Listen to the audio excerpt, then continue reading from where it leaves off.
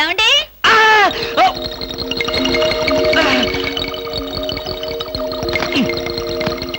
ఏమండి ఏమిటి భామా ఏమిటి? నేను అలా సూపర్ మార్కెట్ దాకా వెళ్ళొస్తాను. ఇల్లు జాగ్రత్త. ఎవరిల్లు? ఇంకెవరిల్లు? మనిల్లే. మన ఇల్లు ఎక్కడికి వెళ్తుంది? గోర్ఖాలాగా నేనుండగా. ఏమిటండి ఇక్కడ ఏదో వాసన వస్తుంది? వాసన ఇక్కడ లేదే, వాసన లేదే. కాదు, ఏదో పొగ వాసన. పొగ వాసన? అవునవును, మిక్సీ కాలిపోయింది, పొగ తాగింది, దమ్ వదిలింది, దగ్గొచ్చింది. మీకా? కాదు, నా కాదు, మిక్సీకి. బెడ్రూమ్ లో మిక్సీయా? మిక్సీ కాదు, బాత్రూమ్ లో హీటర్. ఏం మాట్లాడుతున్నారో ఏమిటో. ఏమిటో? సరే, నీ వెళ్ళి త్వరగా వస్తాను. ఎందుకు త్వరగా? త్వరగా వెళ్ళి మెల్లిగా రా. వెళ్ళు వెళ్ళు. అమ్మయ్యా.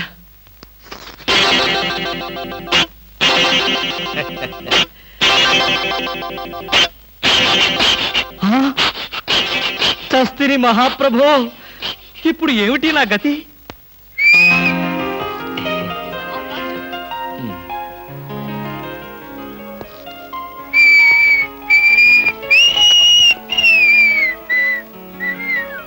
వాట్ సార్, ఏం కావాలి? బనీన్లు. బనీన్లా? ఐ మీన్ ఆడవాళ్ళ బనీన్లు. ఓ, బ్రాసరీలు కావాలా? అదేలేండి, మగవాణి కదా, చెప్పడానికి కొంచెం సిగ్గుపడి వస్తున్నాను. ఏ సైజ్ కావాలి సార్? సైజా?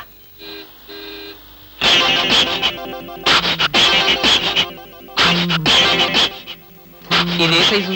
34. అయితే 34 లో ఒకటి, 36 లో ఒకటి, 38 లో ఒకటి ఇవ్వండి. ఏది కావాలంటే అది వాడుకుంటాను. అలాగే.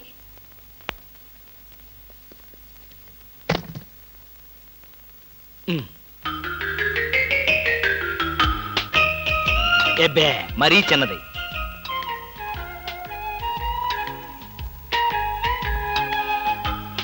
అబ్బో, మరీ పెద్దది.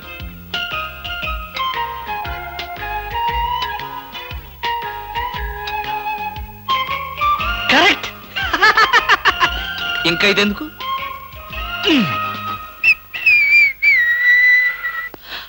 అందమా నీ పేరేమిటే అందమా? ఏమిటి ఆనందం? చెప్పను, చెప్పలేను, చెప్పుకోలేను. మేఘాన్ని చూసి నెమలి ఎందుకు ఆడుతుందో, సూపర్ మార్కెట్ నుంచి వచ్చిన నిన్ను చూసి నేను కూడా అందుకే ఆడుతున్నాను. బాగానే ఉంది మీ అల్లరి. అమ్మాయి.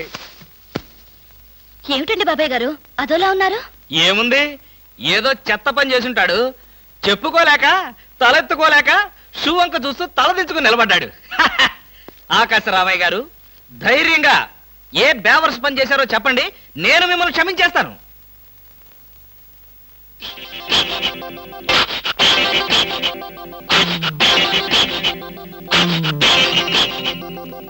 బాబాయ్ గారు, ఏమిటి పిచ్చి పనులు? పిచ్చి పనులు చెత్త పనులు మీ ఆయన ఉండగా నేనెందుకు చేస్తానమ్మా? ఇది మీ ఇంట్లోంచే వచ్చి నా నెత్తిన పడింది. ఇది నాదే, బయటికి ఎవరేశారు? ఇంకెవరో సకల కళావల్లభుండు, ఆయన్నే అడుగు. ఏమండి, ఏమిటండి ఇది? అది అది ఇది ఎలా కాలింది? ఎలా కాలింది? సిగరెట్ పడి కాలింది. సిగరెట్టా? అంటే మీరు సిగరెట్ కూడా తాగుతున్నారా? బీడీ తాగితే అసహ్యంగా ఉంటుందని ఒకే ఒక్క సిగరెట్.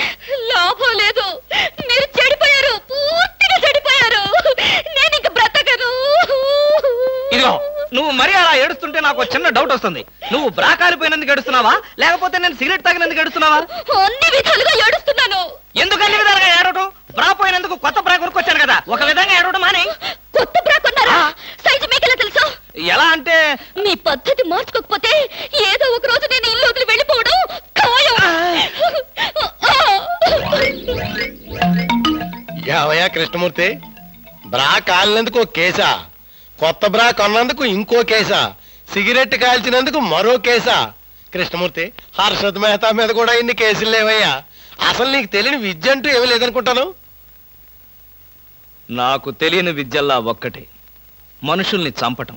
ఓహో, వచ్చే ఆదివారం నాడు హాఫ్ డే సెలవు పెట్టి మిమ్మల్ని చంపేద్దాం అనుకుంటున్నాను.